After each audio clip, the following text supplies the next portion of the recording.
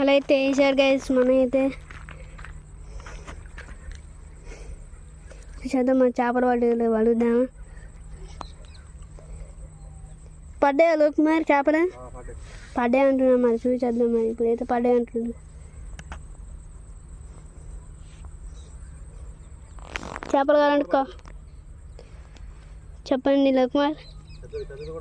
పెద్దదిగా పడుతుందా? పెద్దదిగా చూసేద్దాం, మీకు ప్రత్యేకంగా చూపిద్దాం. మీరు చూడండి గైస్, మరి కొట్టుకుంటున్నాయి చెప్పాలంటారు వీటిని.